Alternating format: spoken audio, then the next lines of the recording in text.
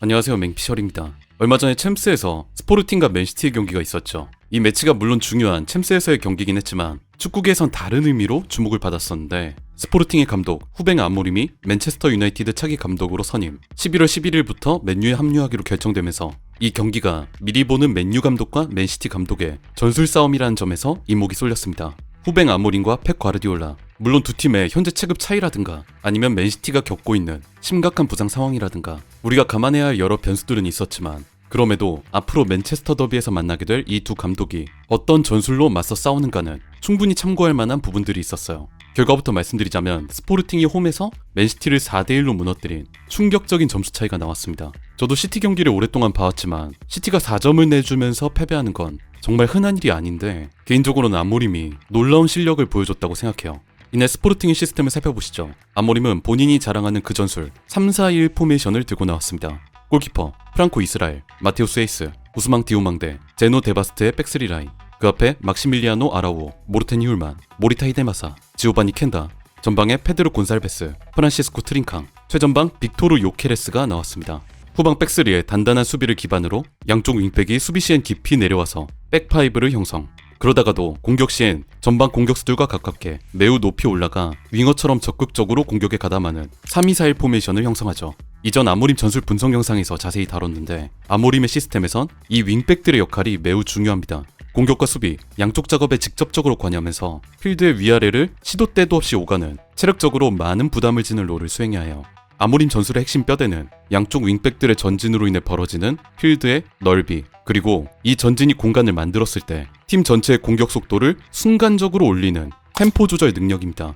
후방의 백스리를 중심으로 해서 상대의 전방 압박을 끌어들이고, 상대의 라인이 이걸 따라 올라올 때 우리 양쪽 윙백이 빠르게 전진하면 후방에서 이어지는 다이렉트한 패스, 혹은 우리 미드필더 자원을 한번 거치는 패스로 빠르게 파이널 서드까지 올라간다. 이걸 가능하게 만드는 게 상황에 따라 위에서 아래로 떨어지는 전방 자원들, 경기의 템포를 읽을 수 있는 미드필더, 그리고 템포를 순식간에 올리거나 내릴 수 있는 후방 백스리 자원들의 상황 판단 능력이죠.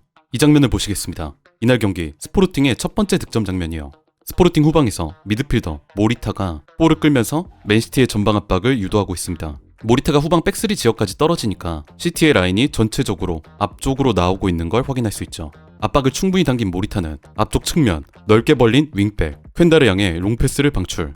시티 선수들이 많이 올라간 상황에서 퀸다가 이 롱패스를 받고 전진하기 시작합니다. 아까 말씀드린 대로 아모림의 스포르팅의 특징 중 하나가 이 전환 상황에서의 빠른 속도입니다. 이렇게 좋은 패스로 상대의 압박을 풀어나왔다고 한들, 만약에 여기서 시간을 끌거나 플레이를 주저했다면 시티 선수들이 금방 복귀했을 거예요. 하지만 퀸다는 곧바로 전진을 감행하면서 앞쪽에서 맨시티의 후방 라인을 깨고 들어가고 있는 최전방 공격수 요케레스를 발견, 그 벌어진 틈 사이로 절묘한 침투 패스를 찔러줘요. 이 패스를 받은 요케레스는 맨시티 센터백 자마이 심슨퓨즈와 골키퍼 에데르송과의 싸움에서 승리하고 스포르팅의 1대1 동점골을 터뜨렸습니다. 이 결정력, 빅토르 요케레스가 지금 유럽에서 주목받는 스트라이커인 이유죠. 아모림의 전술에선 양쪽 윙백들의 적극적인 공격 참여, 이로 인해 순간적으로 벌어지는 상대의 수비, 그리고 이걸 파고드는 전방 공격수들의 확실한 결정력이 중요한데, 요케레스는 이번 시즌 포르투갈 프리메이라 리가 10경기 16골, 스코어링 프리퀀시로 따졌을 때 대략 55분당 한 골을 터뜨리고 있습니다. 기회가 주어졌을 때 반드시 골을 넣어주는 선수, 어떻게 보면 아모림이 지금 자신의 축구를 조립할 수 있었던 가장 중요한 퍼즐 같은 선수예요. 이번 맨시티전도 전반전 강하게 들어오던 시티의 압박을 이겨내고 팀이 만들어낸 찬스를 정확하게 득점으로 연결시키면서 경기의 분위기를 반전시키는 데 일조했습니다. 요케레스의 동점골로 균형을 맞춘 스포르팅은 놀랍게도 후반전에 들어가자마자 경기를 뒤집어버립니다. 이 득점 장면도 재밌는데 한번 자세히 살펴보겠습니다. 후반전이 시작되자 스포르팅이 곧바로 후방 백스리 라인 쪽으로 볼을 내립니다. 후방 센터백들이 볼을 잡으니까 시티가 전체적인 라인을 높게 올려서 전방 압박을 걸기 시작합니다. 보시면 시티의 최후방 라인이 하프라인을 밟은 채 매우 높게 형성되어 있고, 반면 스포르팅은 양쪽 윙백이 터치라인 근처로 매우 넓게 벌려 있는 걸 확인할 수 있죠. 여기서 아모림 축구의 특징, 빠르면서도 유연한 전개가 드러나는데, 아모림은 제일 위쪽에 있는 요케레스는 가능한 위쪽에 머물면서 역습이나 공격 작업에 집중하도록 시키지만, 그 아래에 있는 이선 자원, 이 공간에 있는 선수들은 상황에 따라 아래쪽으로 내려와 미드필드 지역이나 그 근처의 연계 플레이에 가담하도록 지시하곤 합니다. 이날 경기에서 그런 부분이 드러났던 게 바로 이 선수 곤살베스의 플레이였어요.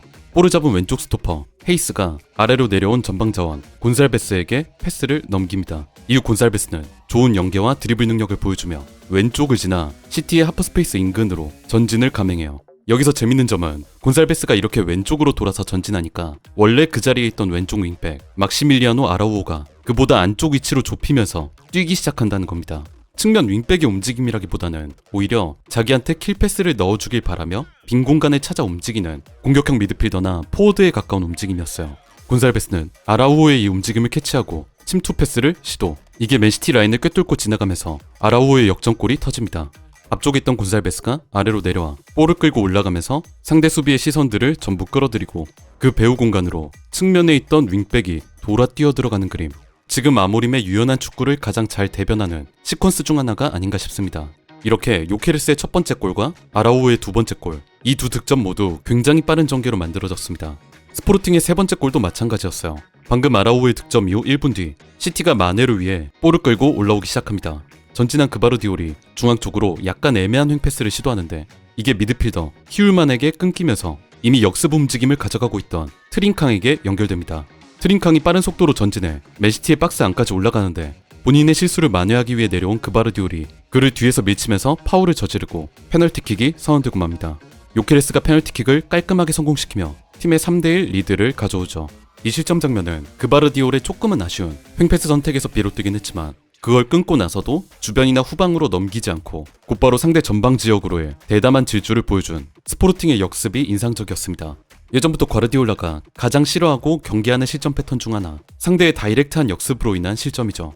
마지막 네 번째 득점은 아까 두 번째 골과 마찬가지로 윙백의 적극적인 공격 가담으로 인해 발생했습니다. 스포르팅의 코너킥 상황인데 코너에서 올라온 볼이 박스 안에서 이리저리 떨어지면서 혼전이 벌어지고 있습니다. 보시면 인상적인 움직임을 가져가고 있는 선수가 하나 있는데 후반에 왼쪽 윙백으로 교체 투입된 선수 카타무예요. 볼이 계속 움직이면서 소유가 바뀌는 와중에 카타무는 수비수로서 뒤로 빠지지 않고 적극적으로 박스 안에서 움직이면서 볼을 차지하기 위해 싸웁니다. 끝내 볼을 차지하는 데 성공한 카타무는 왼쪽 박스 인근으로 돌진. 결국 마테우스 누네스에게 파울을 당해 페널티킥을 얻어내기까지 하죠. 이 페널티킥을 요케레스가 또 확실하게 마무리하면서 팀의 네 번째 득점, 자신의 해트트릭을 완성합니다.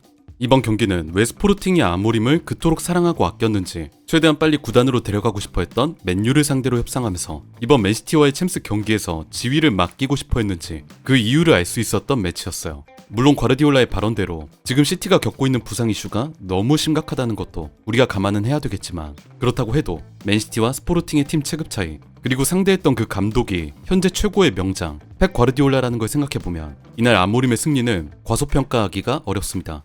지금까지 아모림에게 향하는 몇 가지 의구심 섞인 시선들이 있었는데 그 중 하나가 이거였어요. 당신이 포르투갈 리그에서 좋은 성적, 성과를 거뒀다는 건 알겠다. 하지만 그동안의 모든 감독 커리어가 포르투갈에만 있었지 않았나. 세계에서 가장 거친 리그, 프리미어리그의 팀들을 상대로 당신의 전술이 통할 거라 자신할 수 있는가? 이 질문들을 앞에 두고 아모림은 이 경기를 통해 자신의 전술, 그리고 자신이 만드는 팀이 프리미어리그에서도 충분히 통용될 수 있다는 가능성을 보여줬습니다.